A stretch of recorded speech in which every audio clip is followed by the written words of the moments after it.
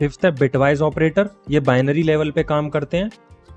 Basically ये 6 type के होते हैं, एंड, और, जोर, not, left shift and right shift. 5 and 3 करेंगे तो 1 आएगा। जैसे एंड ऑपरेशन में आपको करके बता देता हूं। 5 की बाइनरी फॉर्म होती है 0101, 3 की बाइनरी फॉर्म होगी 0011।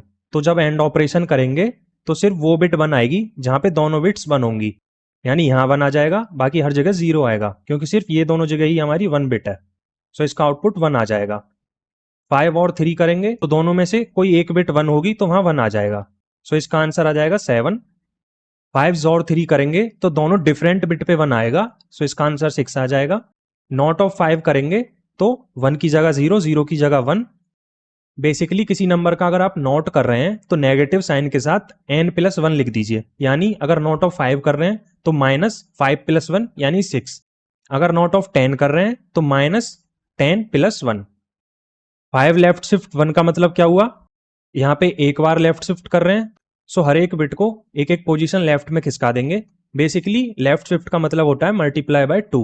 अगर एक बार कर रहे हैं तो मल्टीप्लाई बाय 2 होगा, और अगर n बार कर रहे हैं तो मल्टीप्लाई बाय 2 की पावर n होगा, यानी 5 लेफ्ट शिफ्ट 1 हो जाएगा 5 इंटू 2 की पावर 1, सो 10 इसका आंसर आ जाएगा। राइट शिफ्ट का मतलब होता है डिवाइड बाय 2 की पावर n। यहाँ पे राइट शिफ्ट एक बार कर रहे हैं एंड 5 के साथ कर रहे हैं, तो 5 डिवाइड बाय 2 की पावर 1, सो इसका आंसर 2 आ जाएगा। चलिए इसको रन करके देख लेते हैं। सो अकॉर्डिंगली इसका आउटपुट आ गया है। 6th टाइप के हमारे ऑपरेटर है मेंबरशिप ऑपरेटर।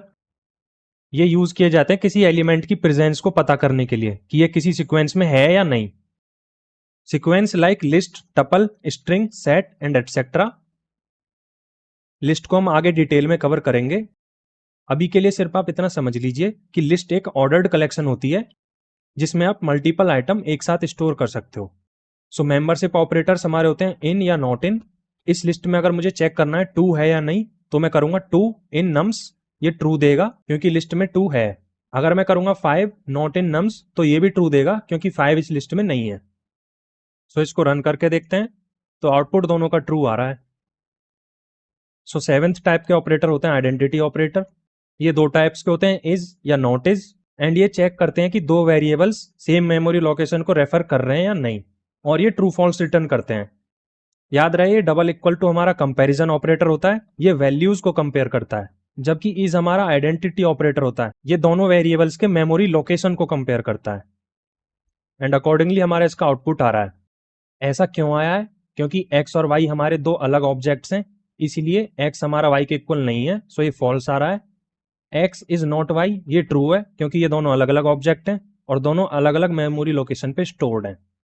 ऑपरेटर्स को समझ लेना जरूरी होता है क्योंकि ये हर कोड में यूज होते हैं। तो thank you guys for watching this video. Next video में हम स्ट्रिंग को स्टार्ट करेंगे।